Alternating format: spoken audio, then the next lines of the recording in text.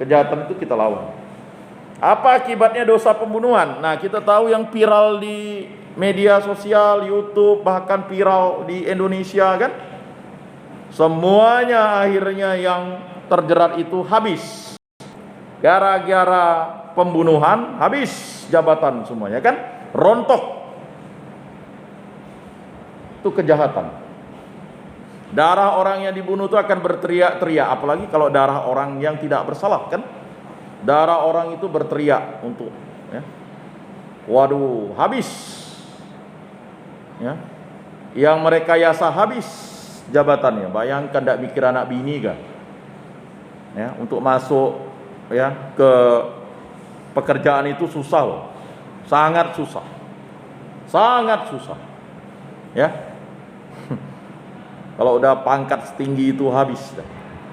Nah ini gara-gara dosa pembunuhan.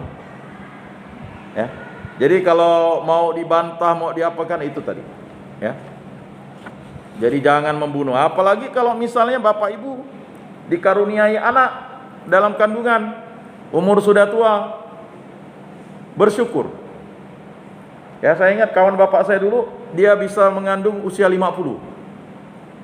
Ya kan, anaknya ya dibilang anak sesat. Enggak lah, masa anak sesat? Anak sesat nih pak, katanya. Bukan, ini bukan anak sesat, anugerah Tuhan.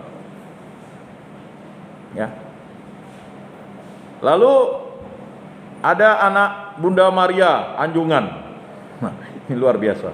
Sayang dulu minta 1, coba minta 2. Dikasih 1, minta 2, ya kan? Cobalah benar minta 10. Nah, nanti dikasih 10 repot juga katanya. Ya. Jadi kalau kita minta dengan Tuhan tuh jelas gitu. Tuhan berikanlah saya anak berapa? Ya kan? 10 Tuhan. Nah, dikasih 10 ya harus tahu resikonya kan? Ini minta anak ya. Tidak jelas doanya, harus jelas lah doanya. Ya. Kalau minta anak 3, 3, minta anak 4, 4, ya kan? Ya, MCK. Ya. Bapak Ibu, ya rata-rata di sini minta anak 2 anak cukup, ya kan? Lalu pemerintah pula yang menetapkan anak kita, ya kan? Tidak begitu. Nah, selanjutnya, ya berarti kita menentang aborsi, melawan kejahatan. Karena aborsi itu adalah kejahatan. Ya, memang ada manis minum. Ya, terbaik dari yang terburuk. Contohnya misalnya hamil di luar kandungan. Saya ingat ada kesaksian yang luar biasa. Ini mungkin nanti bisa dicari di literatur ya. Jadi dia tetap mempertahankan anaknya walaupun di luar kandungan. Dia keluarga Katolik. Ya. Karena dia percaya itu adalah kehendak Tuhan. Ya kan? Dan anak itu bisa dilahirkan. Dia terus berdoa, berdoa dan berdoa.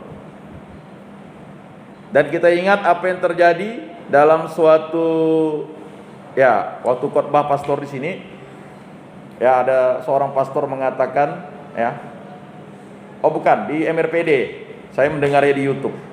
Jadi dia ini adalah pemain kano ya. Jadi demi anaknya yang mau lahir, dia korbankan medali emasnya itu untuk tidak dapat medali emas di Olimpiade demi untuk menunggu anaknya lahir. Jadi dia pulang langsung. Tahu enggak? Setelah sekian tahun, 20 tahun kemudian, anak ini yang memberikan emas kepada bapaknya. Jadi anak ini yang ditunggu lahirnya oleh bapaknya, inilah yang memberikan emas Olimpiade ke bapaknya. Ini kesaksian nyata. Jadi carilah dulu kebenaran, carilah dulu kerajaan Allah dan kebenarannya, maka yang lain akan ditambahkan. Sama seperti nanti komuni pertama ini Bapak Ibu, ya. Tolong Bapak Ibu siapkanlah tanggal 2 Oktober ini. Mungkin ada yang tidak tahu dari informasi 2 Oktober ya. 2 Oktober. Nah, Bu Mira tahu waktu itu kita berapa kali Bu Mira gladi kotor sekali, gladi bersihnya tidak salah 2 kali ya Bu ya. Ya, 3 kali kan? 3 kali. Ya, jadi tadi saya sudah koordinasi dengan pastor menyerahkan ke seksi Porta dan saya sudah konfirmasi ke Bruder tanggal 2 Oktober. Tidak akan mundur. Karena tanggal 16 Oktober itu kan pastor mengharapkan kita ziarah bersama kan, tetap ada bisa. Tapi tanggal 9 Oktober itu ya saya pikir 9 Oktober, tapi rupanya 2 Oktober. Jadi tidak lama lagi nih, 2 minggu lagi pendampingan orang tua dan pertemuan, dan setelah itu ada gladi kotor dan gladi bersih. Biasanya gladi kotor itu setelah pertemuan terakhir ya. Nah, gladi kotor 2 minggu lagi. Habis itu baru gladi sekali lagi di hari Jumatnya kalau tidak salah. Nah, habis itu sebelum gladi itu ada penerimaan sakramen tobat. Nah, bagi anak-anak dan bagi orang tua sebenarnya. Ya. Lanjut ke gladi di hari Jumat, selanjutnya gladi di hari Sabtu. Ya, setelah itu nah ini. Ya bagi bapak-bapak, ibu-ibu ya yang mungkin ini ya izinlah. Ya. Rahmat Tuhan itu terjadi. Ya kan? Memang ya tidak akan mungkin barang itu ya. Kemarin memang prediksi kita tanggal 9, rupanya ya dimajukan oleh Bruder di tanggal 2 Oktober. Pertimbangannya ingin mencari momen pas pembukaan bulan doa Rosario. Itu maksudnya. Ya. Nah, jadi ada perarakan sekali misa saja, ya kan? Sama seperti bulan kitab suci kemarin, minggu lalu. Nah, jadi tadi saya udah panjang lebar sih membahas itu ya Bapak Ibu yang mungkin baru hadir nih. Jadi persiapkanlah dengan baik-baik dan sungguh. Ya, untuk tanggal 2. Sampaikanlah kepada pasangan masing-masing. Papi, mami, ya kan, janganlah bertengkar dalam minggu-minggu ini, nanti merajuk pula kan gitu. Bisa jadi, ya kan? Mengurus orang banyak nih, mana lilinnya? Tempo hari itu ada lilinnya yang tidak diberi. Karena tidak terdata, makanya kita mau mendata anak dengan baik nih dan rapi. Ya kan? Mana salnya? Tapi tempo hari salnya dibagi semua, ya kan? Nah, mana rosarionya, makanya mau dicek benar-benar anak itu berapa jumlahnya. Ya. Nah, kemudian ya, bapak mamanya kan, papi maminya mempersiapkan diri dengan sungguh. Ya, momen seumur hidup. Fotolah sekeluarga. Mau ke studio silakan, mau cantik-cantik kan. Ya, mau makan potong ayam di rumah silakan. Walaupun di sini sudah jamuan bersama kan. Nah, jadi rayakanlah itu sebagai peristiwa iman yang hidup. Nah, itulah dia. Kita membangun karakter untuk mencintai pribadi manusia. Selanjutnya yang berikutnya, jangan berzina. Nah, ini jangan berzina. Ya, pada pertemuan kemarin kita sudah membahas jangan berzina itu dengan detail. Sebenarnya di awal pun kita sudah membahas itu. Berzina itu adalah kalau Yesus sangat tegas dalam firman-Nya. Ketika kamu memandang seorang perempuan dan menginginkannya di dalam hatimu, kamu sudah berzina. Bayangkan. Maklumlah kami ini kaum bapak-bapak kalau lihat yang mulus, ya kan, apalagi lihat sesuatu yang fantastis, pikiran melayang-layang kan begitu. Jadi ya, memang berzina itu tidak hanya berzina langsung berbuat dengan pikiran, perkataan dan perbuatan. Bagaimana kalau nonton film porno, Pak? Atau nonton film blue? Ya itu adalah cabul. Kan dengan pikiran kan? Pastilah kita nonton masuk ke pikiran kita kan? Wah, sulit lah Pak ya? Ya memang. Ya harus kita akui. Dan itu membunuh dan berzina adalah masuk kategori dosa berat. Dan harus menerima sakramen tobat untuk kita rekonsiliasi kepada Tuhan Allah. Ya, orang yang melakukan aborsi itu harus menerima sakramen tobat dan mengakuinya di hadapan Allah melalui perantaraan imam.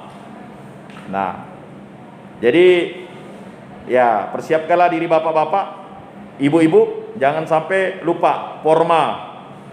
Ketika kita masuk ke kamar pengakuan kan kita berlutut, ya kan? Betul? Lalu kita tanda salib dalam nama Bapa dan Putra dan Roh Kudus. Amin. Bapa, pengakuan saya yang terakhir, ya, hari Natal tahun lalu atau masa prapaskah beberapa bulan yang lalu. Dosa-dosa saya adalah kan gini. Cemburu dengan suami, mencuri duit suami. Ya. Kalau kita tidak minta duit suami kan, lalu kita ambil di koceknya waktu kita nyuci, kan mencuri itu. Padahal itu duit kawannya. Letihlah suaminya berutang di koperasi lagi. Mana ya duit aku ini hilang katanya. Ya buat susah. Ada kan suami, udahlah. Ya kan, kalau diamankan istri aman. Tapi harus MCK lah. Mati setuju ya ibu-ibu, mintalah. Carilah, ketuklah. Kan gitu, minta kan? Nah, begitu juga ya, diakuilah dosa-dosanya tuh. Saya menyesal atas dosa-dosa yang saya lakukan dan saya mohon penitensi dan absolusi yang berguna bagi hidup saya. Nah, ya kan? Nanti akan diberikan nasihat, bimbingan oleh imam ya, yang bertindak sebagai Allah. Setelah itu ada namanya ya peniten. Ya kan? Dosa-dosamu sudah diampuni, ya kan? Lalu kita mengakui sakral doa tobat, ya kan? Doa tobat udah ada nih di kamar pengakuan, sekarang ditempel. Kalau memang mau takut lupa dosanya, dicatat. Beberapa kali kalau udah kita, apalagi kalau yang wah nanti ketahuan Pastor Pio ini dosa kita, enggak lah. Ya. Saya ingat dulu seorang ibu itu, Pak Ian itu Pastor Pio ke? Bukan. Oh saya ke situ lah. Dia udah ke Pastor Pio. Memang lah saya bilang. Emangnya Pastor Pio menceritakan dosa Bapak Ibu? Kan enggak, ya kan? Ya. Kacau dong. Ya. Kalau imam itu, ya, dia itu bertindak sebagai Allah Bapa. Makanya sakramen pertobatan itu. Ya.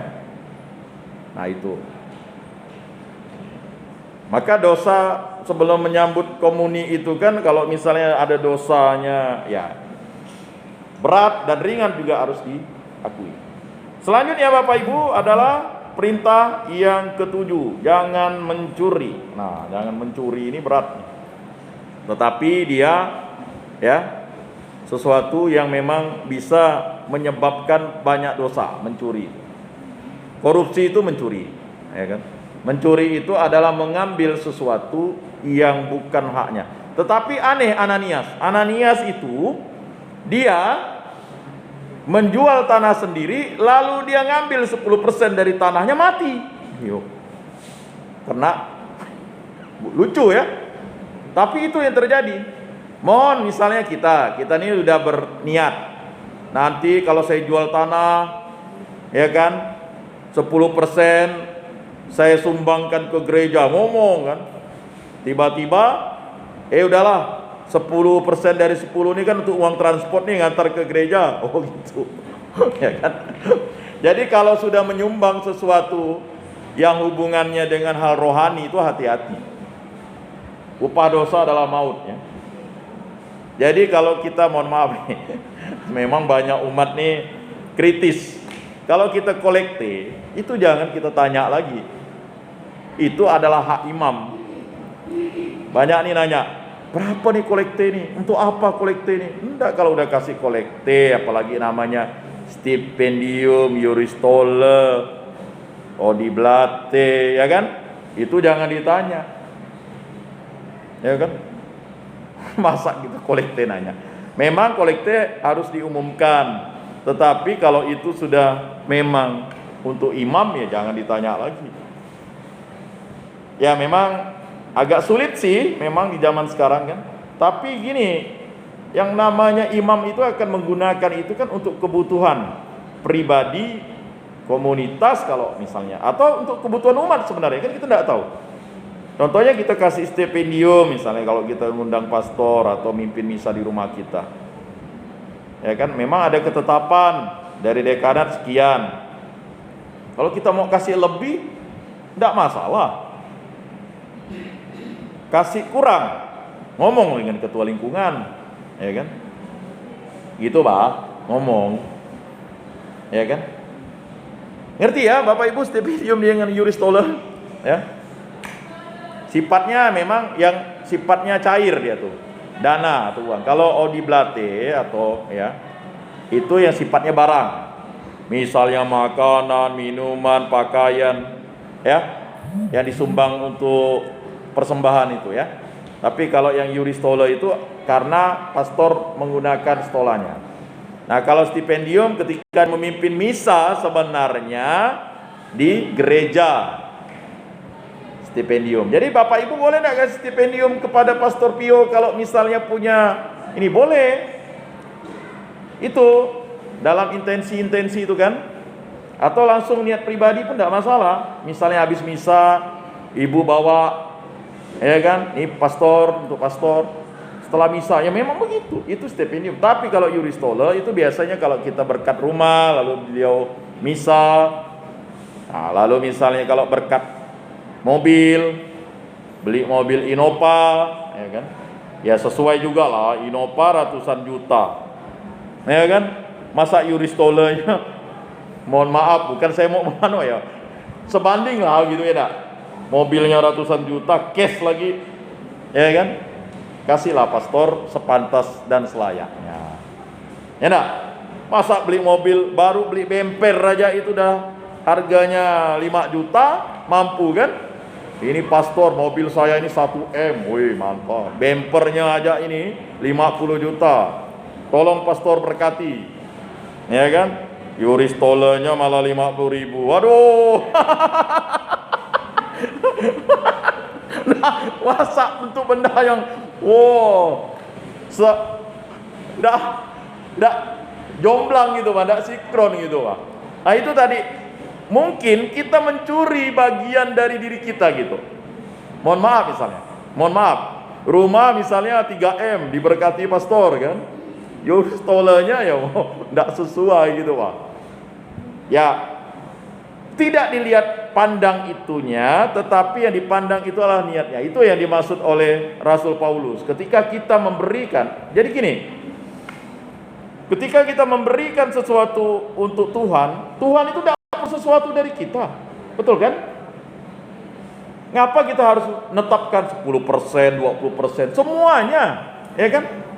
Segenap hati kita begitu. Itu sudah sangat luar biasa. Apalagi kalau kita mau membantu sesama, ya kan? Yang dibantu itu kan sesama.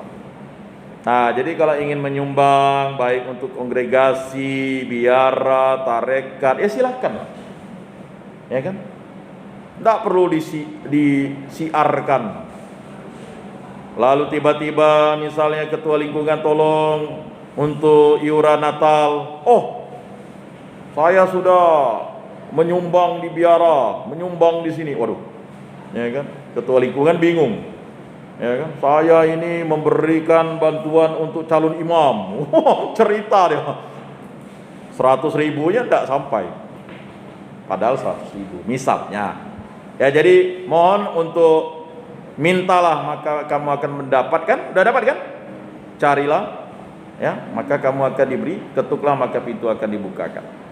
Nah, itu bagian dari kita bagaimana kita menghormati itu tadi. Nah, mencuri ini adalah sesuatu sifat manusia yang memang ya sulit dibasmi kalau tidak kita hindari. Betul tidak? Ya. Misalnya Bapak Ibu ketemu uang di jalan 100 ribu, tidak ada pemiliknya. Apa yang Bapak Ibu lakukan? Kalau saya ambil lah. Pribadi saya kan? Betul tidak? Kalau saya ambil. Mengapa saya ambil? Saya amankan. Itu kan menurut kita.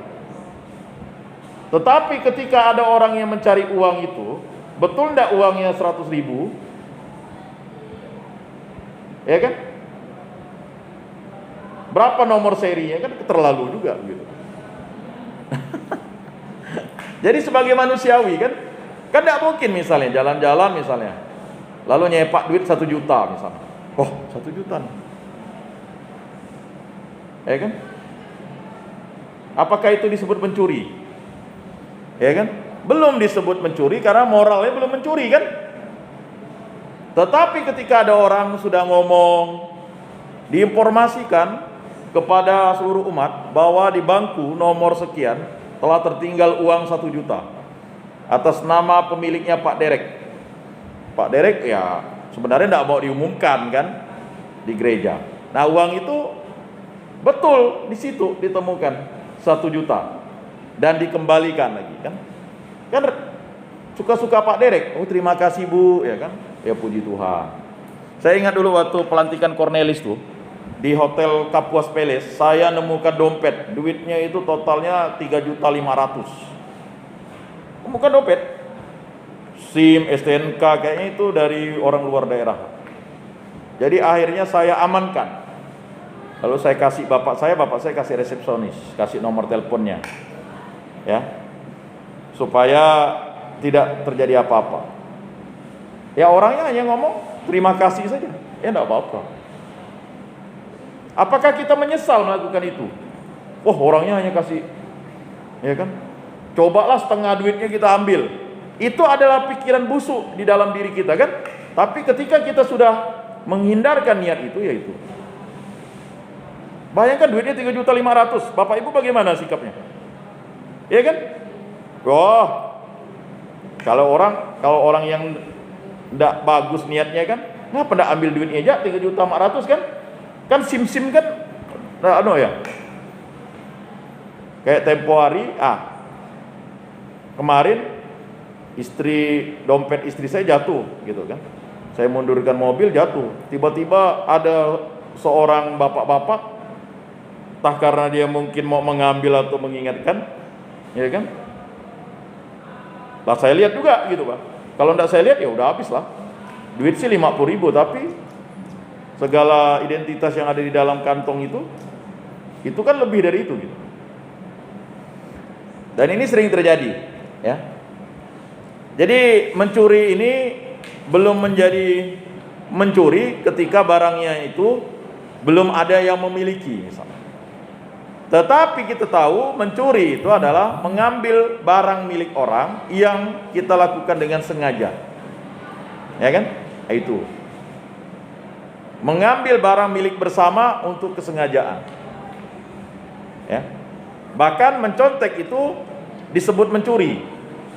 Padahal kita mencontek buku kita sendiri kan? Mencontek itu kan mengambil jawaban secara diam-diam, ya kan? Dari buku kita sendiri kan? Tapi itu kategori mencuri katanya. Dan katanya pelaku korupsi itu, ya kan, adalah dulu pencontek yang ulung katanya. Katanya. Nah, ini bagian bagaimana kita mendidik sikap hidup kita untuk tidak mencuri, ya kan? Nah, kata mencuri ini fatal akibatnya ketika kita sudah kedapatan melakukan tindakan yang sifatnya sangat jauh. Ya, kalau misalnya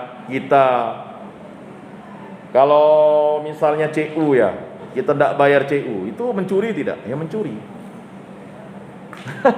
Susah ngomongnya ya. Ya kan? Makanya banyak orang jatuh itu karena dia idealis tetapi tidak mampu untuk ya sampai di situ. Contoh misalnya ya. Saya tahu lokasi kita ini aman. Ya. Ratusan bola pingpong kami taruh saja di situ. Tujuannya adalah biar anak-anak itu mau main pingpong. Pas kami mau main pingpong, bola satu pun tidak ada. Siapa ya ngambil nih? Ada Pak tadi anak-anak tadi itu. Ya udahlah. Jadi tidak jadilah kami main pingpong. Ya. Jadi perilaku itu memang harus dididik dari kecil. Ya. Jadi mencuri itu akan mengakibatkan kita tidak bisa dipercaya orang seumur hidup. Kalau tidak percaya silakan. Ya. Kayak di gang kami kan meresahkan. Semua rumah orang dicongkel. Ya, tanpa terkecuali. Nah, tadi saya udah beritahu sama Pak John, tolonglah Pak John dilihat. Oh, udah tadi. Ya kan? Jadi waktu hujan kemarin tuh semua rumah orang dicongkel, sampai rumah yang enggak ada penghuni pun dicongkel. Ya kan? Nah, ini meresahkan tindakan mencuri itu. Maka jangan mencuri itu menjadi sesuatu yang meresahkan. Kalau sudah meresahkan banyak orang, sulit. Atau misalnya ya pergi berburu. nembak, katanya nembak pelanduk tapi kena ikan, kan bingung ikan emas orang. Bagaimana ya caranya nembak pelanduk, nembak pelanduk dapat ikan emas, ya? Itu namanya masuklah ke kolam ikan orang gitu kan. Pak, mau nembak pelanduk nih, ujung-ujung dapat ikan emas kan gitu. Ikan emasnya saya tembak nih Pak, 3, tidak sengaja karena pelanduknya melompat di situ katanya. Lalu bapak dapat 1 ya, saya dapat 1 gitu kan. Satunya gimana Pak? Bapak bawa kan gitu. Pulang ke rumah, si bapak, masak ikan emas. Wah, sukalah istrinya. Selesai makan ikan emasnya. Tadi ikan emas siapa? Itu tadi, ya kan? Orang itu nembak katanya. Nembak pelanduk dapat ikan emas. Ikan emas siapa ditembak? Ikan emas kita lah. Lah, berapa ikan emasnya? 3. Lah, kamu dapat berapa? 1. Dia bawa berapa? 2. Dasar bodoh kata istrinya. Tujuannya bagus kan? Tapi itulah bagian mencuri. Jadi mencuri itu bisa tidak sengaja ya. Saya tahun 2018 itu sekitar 20 sampai 30 juta gara-gara mengiyakan, kan ada asuransi tuh ya, pakai telepon tuh. Maka nomor saya yang 1 tuh saya blok, enggak mau lagi. Ada kan kalau ibu-ibu ditelepon kan? Atau nomor saya itu setiap hari apa itu selalu dapat, selamat Anda mendapat 150 juta, tiap minggu dapat. Bayangkan kalau paling rendah 5 juta. Ya kan? Kalau tiap minggu dapat begitu tidak perlu kerja gitu kan? Selamat Anda mendapat 5 juta, 150 juta. Tidak saya hirau-hirau lagi. Karena saya pernah dulu waktu mahasiswa menghiraukan itu. Ujung-ujung ya kan, rupanya modus. Udah lama, dah zaman kuliah udah terjadi waktu SMS. Sekarang pun masih ada yang percaya. Tempo hari 2000 berapa itu ada orang jeruju, dia jual rumahnya 40 juta untuk dapat duit 100 juta. Akhirnya nangis dia, duit rumah sudah terlego. Nah itulah modus-modus pencurian sekarang ya. Dan ini memang meresahkan bagi kita semua. Dan untuk materi terakhir kita yang ke-8, ya nanti materi ke-9 ke-10 adalah materi tentang hoax. Nah, hoax, jangan bersaksi dusta terhadap sesamamu manusia. Apa yang terjadi dengan obstruction of justice? Wah, bahasa keren ya. Ketika melakukan rekayasa kasus, menghapus CCTV, nah itulah bersaksi dusta.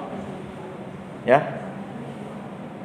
Kalau orang itu satu paket sebenarnya. Kalau orang pencuri pasti dia bersaksi dusta. Contohnya ketika di kantor kami ada maling helm. Wah, pokoknya syukurlah itu kantor Kementerian Agama kan. Kalau di luar habis kali digebukin kan. Bawa ke kantor polisi, apa yang terjadi? Nggak ngaku dia, bersaksi dusta. Pak, saya hanya memindahkan helm ke kepala saya katanya. Kawan saya bingung kan? Kok waktu mau digebukin tadi dia bilang ngakunya nyuri. Ketika di depan polisi, saya Pak hanya memindahkan helm ke kepala saya Pak. Nah ini karena si pencuri udah tingkatnya tuh udah Jadi kalau maling kalau ada di depan polisi itu dia pandai deh, apalagi udah biasa di depan pengadilan kan, bersaksi dusta agar dia lepas dari jerat. Hanya memindahkan helm ke kepala saya. Saking pintarnya maling, ya kan? Jadi kalau bapak-bapak mergoki maling lalu nangkap maling, ya kan? Tidak ada bukti CCTV, bapak-bapak malah yang dituduh maling, ya kan? Atau seperti kawan saya naas ya, ketika dia mau mengejar motornya di Bogor ya, dia langsung ditembak maling itu, tembus kepalanya. Belum kawin lagi, pulang ke Sumatera, namanya Arjuna. Dia sangat sayang dengan motornya. Beberapa bulan dia posting motornya, rupanya motornya hilang. Dia mengejar maling itu, lalu maling itu nembak ke kepalanya, tembus, ya kan, ke pelipisnya, meninggal. Nah, itulah ya, susah. Jadi pencurian, lalu bersaksi dusta terhadap sesamamu manusia.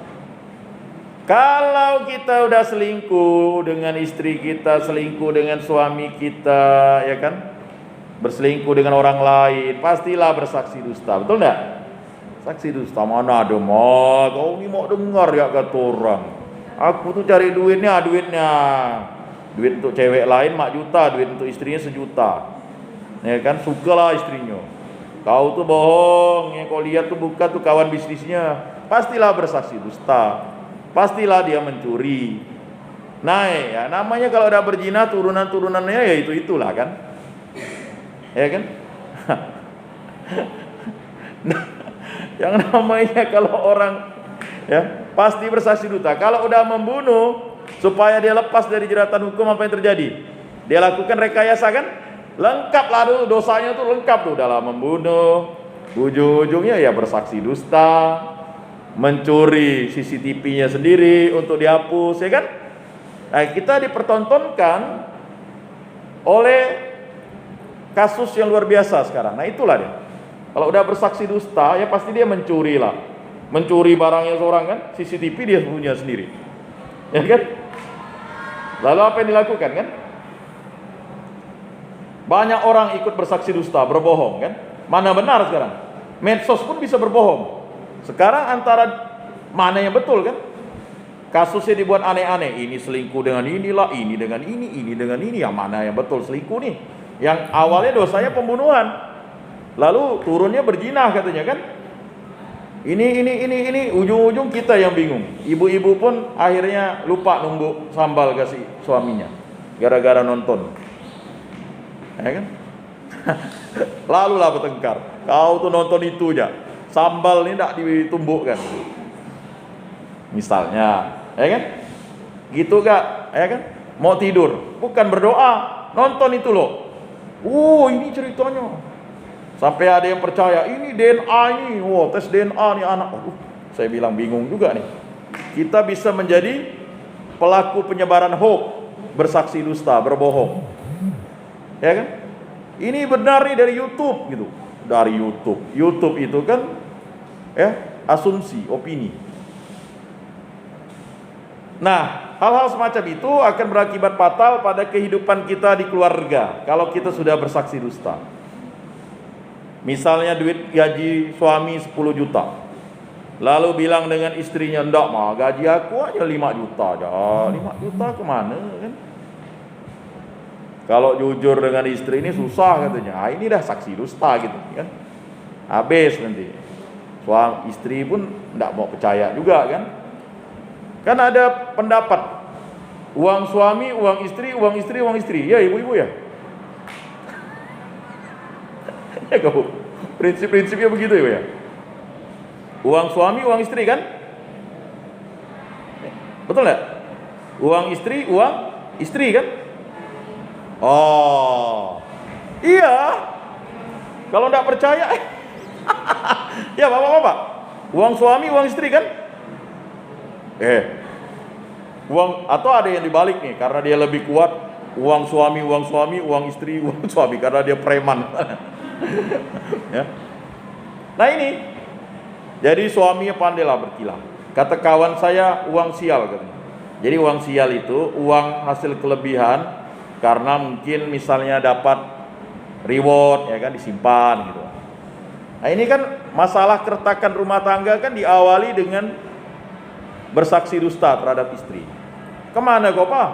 Ada pergi dengan itu bah, kawan kau tuh ya kan. Wah, rupanya ngopi, lama-lama ngapi, lama-lama ke hotel kan.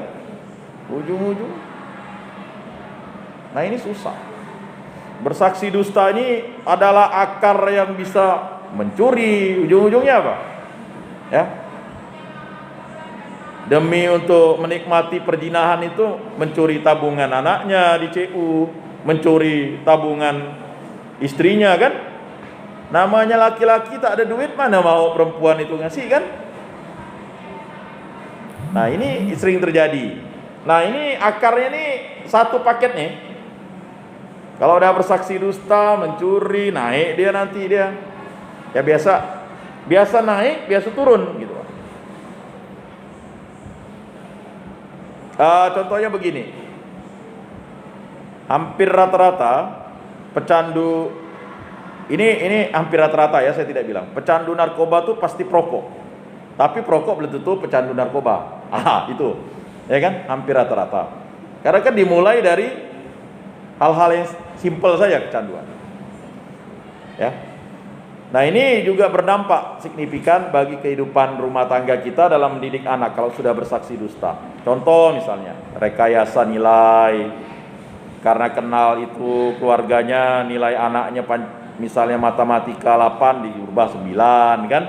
Ini karena bapak kau nih kawan saya nih katanya. Sebagai guru itu kan melanggar nilai moral kan. Itu bersaksi dusta. Anak yang harusnya nilainya tinggi kita kurangi. Pernah gak kejadian begitu? Karena kita benci dengan mamanya, dulu mantan pacar kita. Ini tidak bisa nih. Gara-gara dia hampir bunuh diri nih. Sekarang anaknya balas dendam ini. Dan sebagainya. Nah, demikianlah implementasi dari 10 perintah Allah. Terima kasih untuk kehadiran bapak-bapak, ibu-ibu, saudara-saudari yang terkasih. Saya ingatkan kembali bahwa tanggal 2 Oktober itu kita sudah menerima sakramen komuni pertama bagi anak kita. Tinggal waktunya 2 minggu, ya karena seminggu padat, ya. Siapkanlah itu dengan baik. Mari kita tutup pertemuan kita pada hari ini. Pertemuan ketiga terakhir ya. Nanti masih ada 2 lagi pertemuan. Semoga masih banyak yang ikut. Mari kita tutup dalam doa, dalam nama Bapa dan Putra dan Roh Kudus. Amin.